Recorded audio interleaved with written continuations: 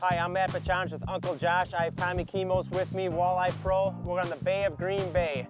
We're gonna be out here fishing different types of Acme Spoons, Kastmasters. We're hoping for a good day and some tough conditions. We'll see what happens. That was cool, just lifted it up and he was on it. Definitely ate it on the fall, Tommy. That's a cool deal. Boy, you wouldn't think a walleye would hammer a big 3/4 ounce spoon like this, but I'll tell you what, yeah, this is a nice fish. Yeah, nice. Good job.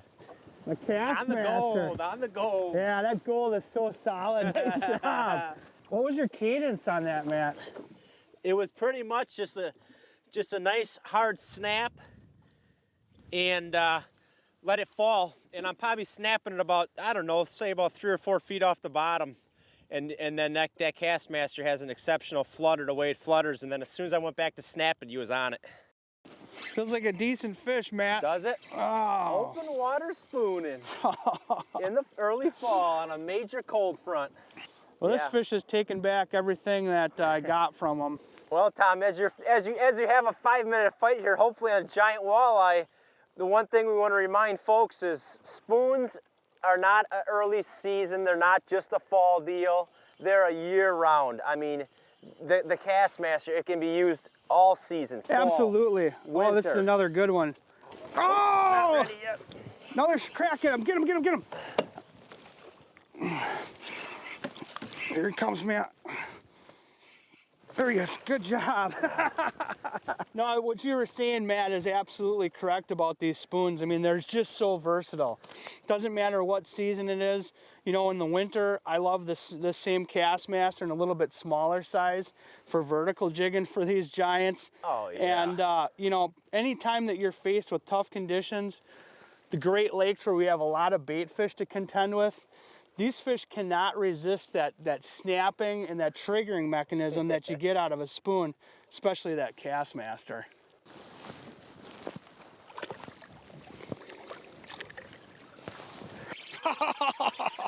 Oh man, that spoon never hit bottom, Matt. Yeah, that was crazy. You know, these fish pursue these spoons. When they miss that spoon, they come right back. You know, they don't give up until they eat it. Oh, yeah, that previous cast, I had it whack it 3 times. Oh. And you know, one thing that's real important, when you have a fish hit a spoon, you want to continue that cadence. People have a tendency to stop, and you want to keep working it. Here he comes, Matt. There we go. That's so fun. Just snapping it, and you can just feel that fish whacking it, and you can just envision that thing slicing and dicing back and forth trying to eat that spoon. The very next cast, I tried to put it right where I got the bites, and I'm waiting for it to touch down on bottom, and nothing. Never touched down. I reeled down and the thing was there. Not a giant, but a nice Great Lakes fish. That's about a 23-incher there. Nice fish. I'd like to show you a quick rigging tip when fishing Kastmaster spoon, or any spoon for that matter.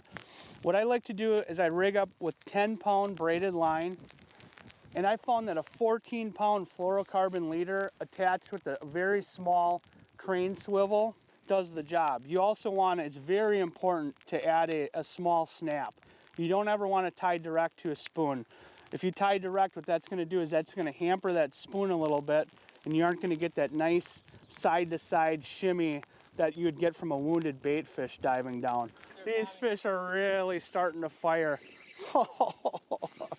You know, even with braid, it's real important to, with these big Great Lakes fish, to utilize the back reel when fighting these fish. I mean, they're so powerful, and they take such long powerful runs. Oh man, Matt, this is a giant. Scoop him! Yeah! Oh! That's unbelievable right there. I'll tell you what, next week the money is on the line, and I'm actually happy that happened today. It'll force you to get a different net now.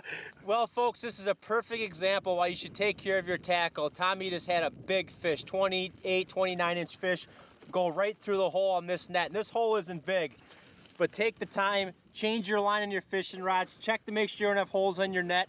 so you don't lose a big Danny like Tom just did there. Do you have it, or does it have you? I'll tell you what, he's actually coming right at me now, Tommy. How fun is this? When you snap it, and it flutters and it falls back, and you go back to snap it, that fish snaps too, boy. I tell you what. There he is. Right. But, oh, there's a nice fish, Tommy. Not one of those giants that you just had, but I'll tell you what, he hit it like a giant. Oh yeah. In spoon fishing, there's so many different spoons on the market.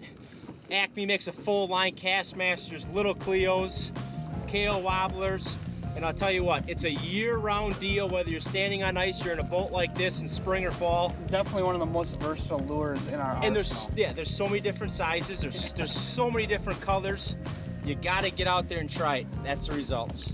I'm Matt Bichanich, this is Tommy Kemos with Uncle Josh and Acme Lures, and Midwest Outdoors will be right back.